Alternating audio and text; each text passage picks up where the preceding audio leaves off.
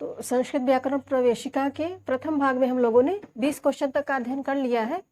अब शेष क्वेश्चन का अध्ययन इस दूसरी फाइल में कर लेंगे। तो ये 21 नंबर का क्वेश्चन है। इसमें प्रश्न है कि विद्वांसा पाणिनेः पुण्यतिथिम किम मन्यन्ते, अर्थात विद्वानों द्वारा या विद्वान भारतीय विद्वान महर्षि पाणिनि की पुण्यतिथि क्या मानते हैं, अर्थात जब उनकी मृत्यु हुई थी जिस तिथि को। तो यहाँ पे चतुर्दशी है, द्वादशी, एकादशी, त्रयोदशी, इनमें ये सारे ऑप्शन गलत हैं। यहाँ पे डी वाला ऑप्शन सही हो जाएगा। त्रयोदशी महर्षि पाणिनि की पुण्यतिथि है, इसीलिए आज भी जो वैयाकरण है वो त्रयोदशी को व्याकरण का अनध्याय रखते हैं। उस दिन अध्ययन अध्यापन व्याकरण का नहीं करते हैं। तो यहाँ पे 21वें का डी वाला ऑप्शन सही हो जाएगा। अब 22वां प्रश्न है, अष्टाध्याय्याम कति अध्यायाः कति पादाश्च विद्यन्ते। अष्टाध्यायी में ये प्राकथन में संस्कृत व्याकरण प्रवेशिका के प्राकथन में बाबूराम सक्सेना ने दिया है कि पाणिनि अष्टाध्यायी में कितने अध्याय हैं, कितने पाद हैं। तो यहाँ पे उसी पे प्रश्न है ये, अष्टाध्याय्याम कति अध्यायाः कति पादाश्च विद्यन्ते। तो ऑप्शन में है अष्टवध्यायाः द्वात्रिंशत् पादाश्च, अष्टवाध्यायाः विंशत् पादाश्च, अष्टवाध्यायाः चत्वारिंशत् पादाश्च और अष्टवाध्यायाः द्वादश पादाश्च। तो यहाँ पे ए वाला ऑप्शन सही हो जाएगा। 8 अध्याय हैं और 32 पाद हैं। उसमें प्रत्येक पाद में 4-4, प्रत्येक अध्याय में 4-4 पाद हैं। तो इस तरह से द्वात्रिंशत् अर्थात 32 अध्याय, 32 पाद हो गए, 8 अध्याय हो गए। अब यहाँ पे 23वां प्रश्न है, संज्ञा परिभाषाश्च अष्टाध्यायाः कस्याम अध्याये विद्यन्ते। संज्ञा और परिभाषा, संज्ञाओं और परिभाषाओं का संकलन अष्टाध्यायी के किस अध्याय में है। तो ऑप्शन में है द्वितीय, प्रथमे, तृतीय, पंचमे। तो यहाँ पे बाकी सब ऑप्शन गलत है। बी वाला ऑप्शन सही हो जाएगा। संज्ञा तथा परिभाषाओं का संकलन महर्षि पाणिनि ने प्रथम अष्टाध्यायी के पहले अध्याय में किया है। अब 24वां प्रश्न है, अष्टाध्यायाः द्वितीय अध्याये किम प्रकरणम विद्यते। अष्टाध्यायी के दूसरे अध्याय में किस प्रकरण का वर्णन किया है, या फिर किस प्रकरण को लिखा है महर्षि पाणिनि ने। तो यहाँ पे समास प्रकरणम, संधि प्रकरणम, कृदंत प्रकरणम, तद्धित प्रकरणम, ये सब बाकी सब ऑप्शन गलत हो जाएंगे। ए वाला ऑप्शन सही हो जाएगा। अष्टाध्यायी के दूसरे अध्याय में समास प्रक्रिया का या समास प्रकरण का वर्णन किया गया है। अब 25वां प्रश्न है, अष्टाध्यायाः तृतीये अष्टमे चाध्याये किम प्रकरणम विद्यन्ते या किम प्रकरणम विद्यते है। अष्टाध्यायाः तृतीये अष्टमे चाध्याये किम प्रकरणम विद्यते। तो अष्टाध्यायी के तीसरे और 8वें अध्याय में कौन सा प्रकरण विद्यमान है या किस प्रकरण का वर्णन महर्षि पाणिनि ने किया है। तो यहाँ पे तद्धित प्रकरणम, समास प्रकरणम, संधि प्रकरणम, कृदंत प्रकरणम। तो इसमें ए वाला ऑप्शन सही हो जाएगा। अष्टाध्यायी के तीसरे और 8वें अध्याय में महर्षि पाणिनि ने तद्धित प्रक्रिया का वर्णन किया है। अब इस पे 26वां प्रश्न है, अष्टाध्यायाः षष्ठतमे सप्ततमे, यहाँ पे चाध्याये कयोः प्रक्रियायाः विवेचनं विद्यते।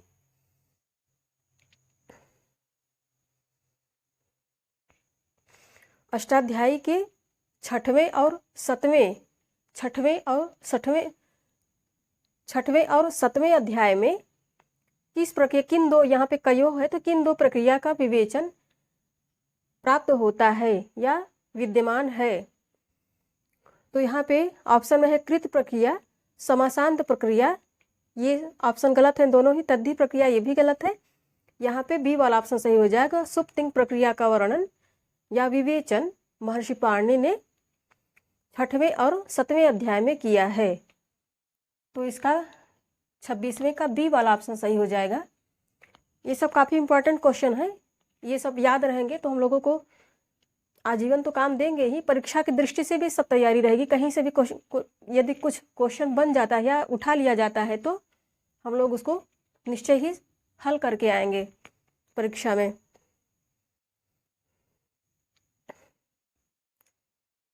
तो ये हो गया 26 प्रश्न। अब शेष प्रश्नों को पढ़ेंगे।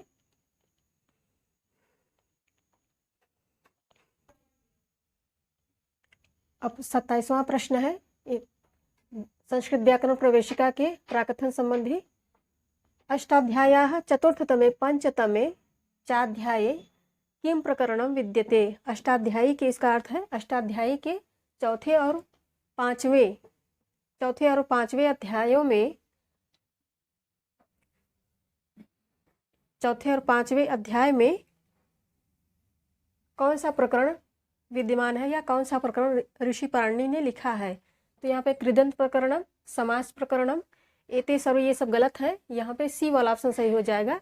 अष्टाध्याय के चौथे और पांचवें अध्याय में इस तद्धित प्रकरण का उन्होंने वर्णन किया है, विस्तार से वर्णन किया है। अब 28वां प्रश्न है अष्टाध्याय्याः अष्टतमे अध्याये किम प्रकरणम विद्यते। अष्टाध्याय के 8वें अध्याय में कौन सा प्रकरण विद्यमान है या किस प्रकरण का वर्णन किया गया है। तो यहाँ पे संधि प्रकरणम, तद्धित प्रकरणम, कृदंत प्रकरणम, सुप्तिंग प्रकरणम, ये सब बाकी गलत हैं। ए वाला ऑप्शन सही हो जाएगा क्योंकि अष्टाध्याय के 8वें अध्याय में संधि प्रकरण का वर्णन ऋषि पाणिनि ने किया है। अब इसके पश्चात 29वां प्रश्न है माहेश्वर सूत्रेषु विद्यमानानां हल वर्णानां किम संज्ञा भवति। अर्थात माहेश्वर सूत्रों के अंत में विद्यमान जो हल वर्ण है उन्हें क्या कहा जाता है, उनकी क्या संज्ञा होती है। ये काफ़ी लोकप्रिय प्रश्न है, काफ़ी पूछा जाता है ये। तो उपसर्ग संज्ञा, टी संज्ञा, उपधा संज्ञा सब गलत है। यहाँ पे बी वाला ऑप्शन सही हो जाएगा। इत संज्ञा, माहेश्वर सूत्रों के अंत में जो हल वर्ण विद्यमान है, 14 माहेश्वर सूत्र हैं तो 14 हल वर्ण भी उसमें है, तो उन 14 हल वर्णों की इत संज्ञा होती है, उन्हें इत कहा जाता है। अब यहाँ पे 30वां प्रश्न है इत संज्ञा विधायकानि सूत्राणि कानि सन्ति। इत संज्ञा का विधान करने वाले सूत्र, इत संज्ञा करने वाले सूत्र कौन कौन से हैं, यहाँ पे पूछा जा रहा है। ये भी बहुत इंपॉर्टेंट प्रश्न है, ये काफ़ी काम आने वाला प्रश्न है। तो यहाँ पे पहले ऑप्शन में है हलन्त्य उपदेश जन्नासिक इत आदिर टुडवः चुटु शह प्रत्यय लशक व तद्धिते।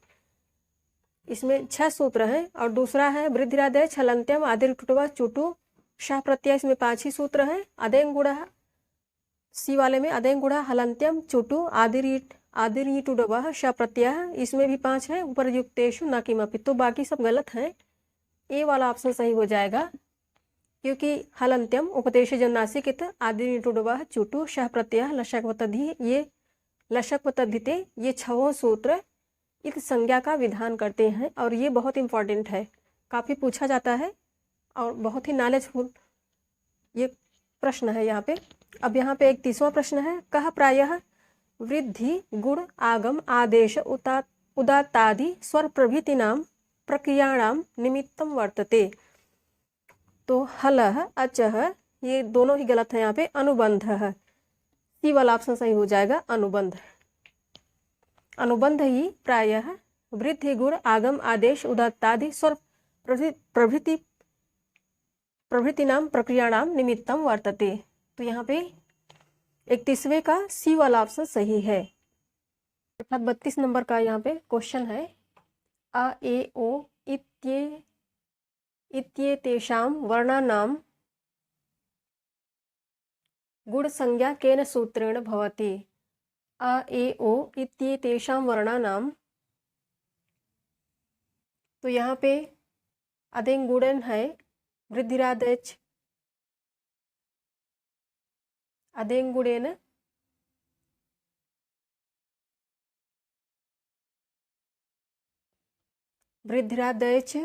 वृद्धिरादयचेन, यहाँ पे वृद्धिरादयच आद्गुणः एते सर्वे हैं। तो यहाँ पे ए वाला ऑप्शन सही हो जाएगा। आ ए ओ इत्येतेषां वर्णानां गुण संज्ञा अदेंगुड़ेन भवति। यहाँ पे इसको आद्गुड़ेन भी कह सकते हैं, आद्गुड़ेन वृद्धिरादयचेन।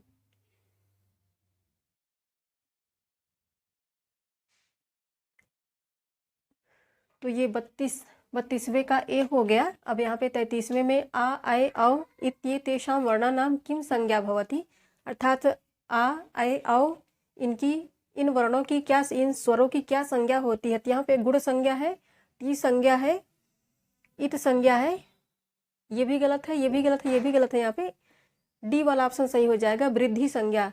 आ, ऐ, औ इत्येतेषां वर्णानां वृद्धि संज्ञा भवति। इनको वृद्धि कहते हैं, इनकी वृद्धि संज्ञा होती है, वृद्धि नाम दिया जाता है इनको।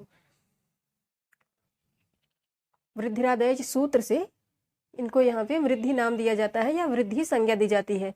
अब यहाँ पे 34वां सूत्र है संप्रसारण संज्ञा। संप्रसारण संज्ञा विधायकम सूत्रम किमस्ति?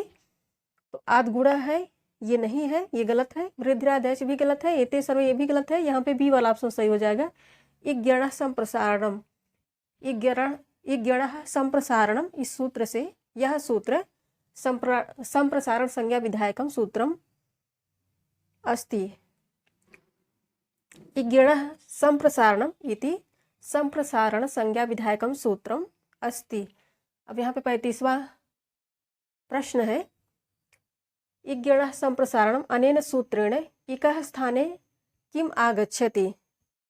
इज्ञण संप्रसारण, इस सूत्र से इक के स्थान पर क्या आता है?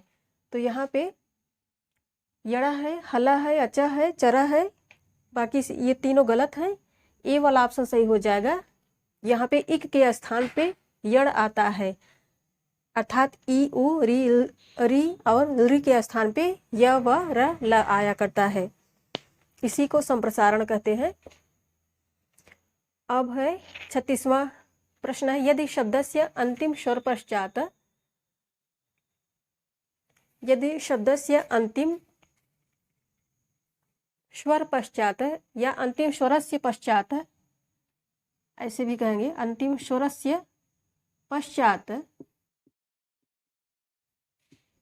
हलवर्णः आगच्छति चेत तस्य किं संज्ञा भवति? उपधा संज्ञा, टी संज्ञा, वृद्धि संज्ञा, गुण संज्ञा। तो बाकी सब यहाँ पे गलत है, बी वाला ऑप्शन सही हो जाएगा। यदि शब्द से अंतिम, यदि शब्द के अंतिम स्वर के पश्चात कोई हल वर्ण आता है तो उसकी टी संज्ञा हो जाती है। ये भी ये प्रश्न काफ़ी इम्पोर्टेंट है क्योंकि संधि प्रकरण जब हम लोग पढ़ेंगे तो इसका बहुत ये बहुत काम देता है। टी संज्ञा बहुत ही काम देती, कामदायक है और काम में बहुत ही बार बार आती है। इसके पश्चात 37वां प्रश्न है टी संज्ञा विधायकम सूत्रम किमस्ति? तो यहाँ पे हलंत्यम है, इज्ञण संप्रसारण, ये दोनों ही गलत है। सुप्तिगंतम पदम, ये भी गलत है। यहाँ पे डी वाला ऑप्शन सही हो जाएगा, अचौन्त्यादि, अचौन्त्यादि इति सूत्रम टी संज्ञा विधायकम सूत्रम अस्ति। अब यहाँ पे 38वां प्रश्न है अंतिम वर्ण से प्राक, यदि अंतिम वर्ण के पहले स्वर या व्यंजन, यदि अंतिम वर्ण के पहले चाहे वह स्वर हो या व्यंजन हो, आगम्यमानम वर्णम, यदि अंतिम वर्ण के पहले चाहे वह स्वर हो या व्यंजन हो, आने वाले वर्ण अर्थात स्वर या व्यंजन को क्या कहा जाता है? आगम्यमानम वर्णम स्वर व्यंजनम वा किम कथ्यते। यहाँ पे उपधा, टी, संप्रसारणम, एते सर्वे, तो बाकी सब यहाँ पे गलत हैं। ए वाला ऑप्शन सही हो जाएगा। अंतिम वर्ण के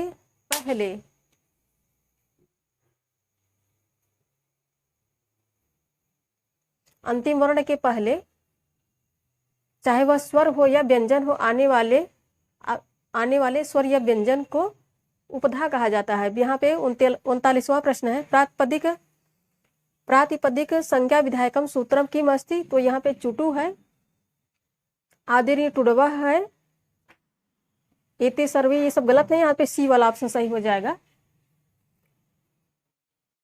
प्रातिपदिक संज्ञा विधायकम सूत्रम अस्ति, अर्थवद धातु प्रत्यय प्रातिपदिकम। अब यहाँ पे 40 नंबर का ये प्रश्न है प्रातिपदिकेषु प्रयुज्यमानान प्रत्ययान किम कथ्यते? अर्थात प्रातिपदिकों में लगने वाले प्रत्ययों को क्या कहा जाता है? तो यहाँ पे तिंग, सुप, झल, अच, तो यहाँ पे बी वाला ऑप्शन सही हो जाएगा। प्रातिपदिकेषु प्रयुज्यमानान प्रत्ययान सुप इति कथ्यते, सुप कहे जाते हैं।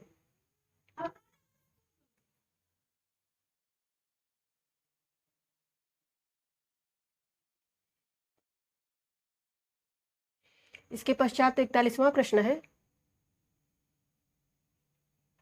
धातुषु प्रयुज्यमानान् प्रत्ययान् किम कथ्यते। तो इसका अर्थ है कि धातुओं में प्रयोग होने वाले प्रत्ययों को क्या कहते हैं। तो यहाँ पे हल है, अच है, लण है, ये सी वाला ऑप्शन लण, और यहाँ पे डी वाला ऑप्शन है तिंग। तो यहाँ ये डी वाला ऑप्शन सही हो जाएगा। धातुओं में प्रयुक्त होने वाले प्रत्ययों को तिंग कहते हैं। अब यहाँ पे है, सर्वनाम स्थान संज्ञा विधायकम सूत्रम किम अस्ति।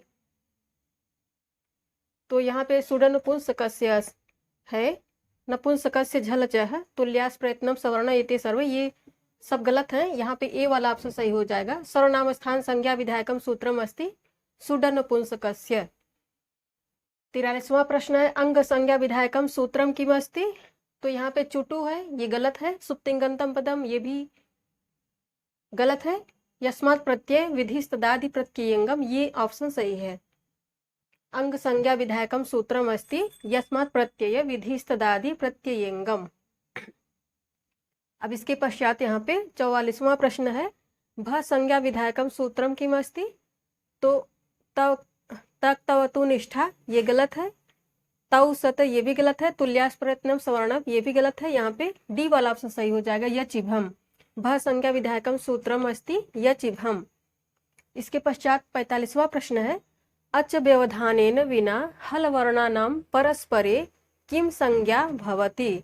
अर्थात अचों के व्यवधान रहित हल वर्णों की परस्पर क्या संज्ञा होती है। दो हल वर्णों के मध्य में यदि कोई अच न आए, यदि कोई स्वर न आए, तो उनकी क्या संज्ञा होती है। तो यहाँ पे संयोग संज्ञा, पद संज्ञा, संहिता संज्ञा, एते सर्वे, ई वाला ऑप्शन सही हो जाएगा, संयोग संज्ञा। अच व्यवधानेन विना हल वर्णानां परस्परे संयोग संज्ञा भवति। इसके पश्चात 46 नंबर का प्रश्न है, संयोग संज्ञा केन सूत्रेण भवति। संयोग संज्ञा किस सूत्र से होती है। तो यहाँ पे चुटु है, ये गलत है। हलोनंतरा संयोग है, बी वाला ऑप्शन सही हो जाएगा। हलोनंतरा संयोग से संयोग संज्ञा होती है। दाधा गोदा एते सर्व, ये सब गलत है। तो बी वाला ऑप्शन इसमें सही है। अब 47 नंबर का प्रश्न है, प्रगृह संज्ञा विधायकम सूत्रम किम अस्ति श प्रत्यय। तो ये गलत है। चुटु, ये भी गलत है। डी वाले में भी नहीं है, ये गलत है। सी वाला ऑप्शन सही हो जाएगा, इदु देद द्विवचनम। इदु देद द्विवचनम प्रगृहम प्रगृह संज्ञा विधायकम सूत्रम अस्ति।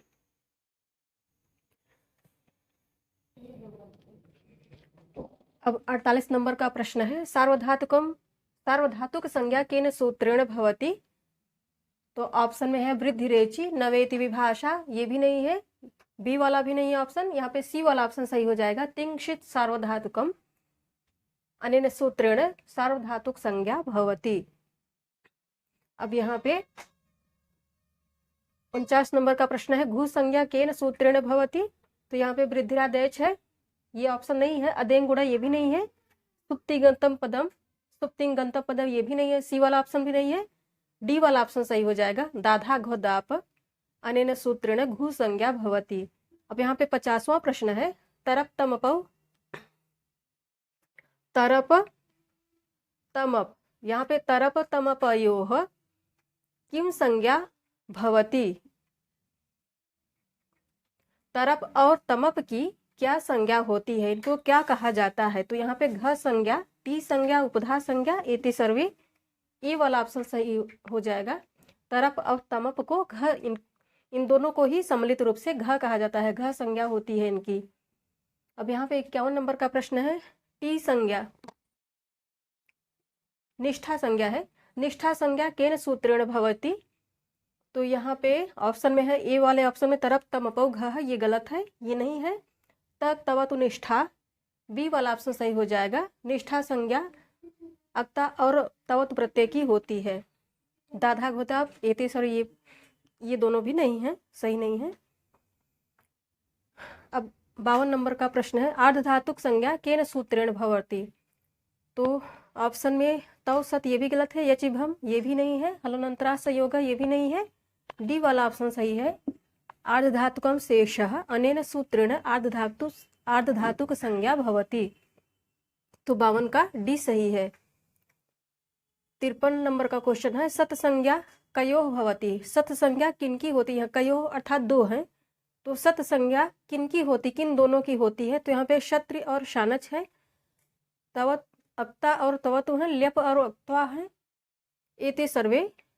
तो यहाँ पे ए वाला ऑप्शन सही हो जाएगा। क्षत्रिय और शानच को सम्मिलित रूप से सत कहा जाता है। सत कहा जाए तो समझ लीजिए वहाँ पे क्षत्रिय और शानच प्रत्यय का जिक्र हो रहा है। तो ये काफ़ी इम्पोर्टेंट प्रश्न है, इन पे प्रश्न बन सकते हैं परीक्षाओं में। संभवतः सभी प्रश्न काफ़ी इम्पोर्टेंट है, सब अच्छे हैं, ध्यान देने लायक हैं, इसलिए बार बार पढ़ने लायक हैं। अब यहाँ पे 54 नंबर का प्रश्न है अनुनासिक संज्ञा केन सूत्रेण भवति। अनुनासिक संज्ञा किस सूत्र से होती है? तो यहाँ पे परसन्निकर्ष संहिता है ए वाले ऑप्शन में, ये नहीं है। सुप्तिंगंतम पदम, ये भी नहीं है।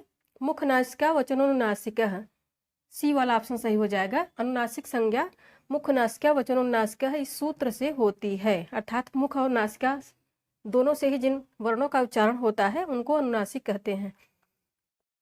अब यहाँ पे लोके प्रचलितम संस्कृत भाषा, लोके प्रचलितम संस्कृतिम भाषा, संस्कृतम भाषा तथा वेदे प्रचलितम संस्कृतम छंदस इति केन उक्तम। किन्होंने लोक में प्रचलित संस्कृत को भाषा कहा था तथा वेद में प्रचलित संस्कृत को छंदस कहा था? तो यहाँ पे पाणिनिना है, पतंजलिना, वररुचिना, एते सर्वे, ए वाला ऑप्शन सही हो जाएगा। ये भी काफ़ी इम्पोर्टेंट प्रश्न है, पूछा जा सकता है, क्योंकि ये संस्कृत व्याकरण प्रवेशिका के प्राकथन में ये सब चीज़ें आई हैं। तो यहाँ पे 55 नंबर का जो प्रश्न है इसका डी ए वाला ऑप्शन सही है। इनमें भी 48 नंबर का जो प्रश्न है इसमें सी ऑप्शन सही है। 49 नंबर के प्रश्न में डी वाला ऑप्शन सही है। 50 नंबर वाले प्रश्न में ए वाला ऑप्शन सही है और 51 नंबर वाले प्रश्न में बी वाला ऑप्शन सही है। तो ये हो गया संस्कृत व्याकरण प्रवेशिका के प्राकथन संबंधी जितने भी अति महत्वपूर्ण, बहुत ही महत्वपूर्ण प्रश्न थे। ये प्रश्न बन सकते हैं ऐसे ही जब पेपर सेट करते हैं विद्वान लोग, तो ऐसे ही गहराई से ऐसे प्रश्न ऐसे बनाने चाहिए, बनाते हैं वो लोग। संभवतः यही कोशिश करते हैं कि उनमें गहराई हो, उथले ना हो और कम जानकारी वाले ना हो। तो ये प्रश्न सब परीक्षा की दृष्टि से सही है और अति महत्वपूर्ण है। तो ये हो गया, हम लोगों ने पढ़ लिया संस्कृत व्याकरण प्रवेशिका से संबंधित, उसके प्राकथन से संबंधित जितने भी प्रश्न आ रहे थे 2 फाइलों में अपलोड कर दी जाएगी। आप लोग अच्छे से तैयारी करिए, चैनल को सब्सक्राइब करके इससे जुड़िए साथियों, और ज़्यादा से ज़्यादा लोगों को पता चले तो इसके लिए शेयर करिए और लाइक भी करिए। धन्यवाद।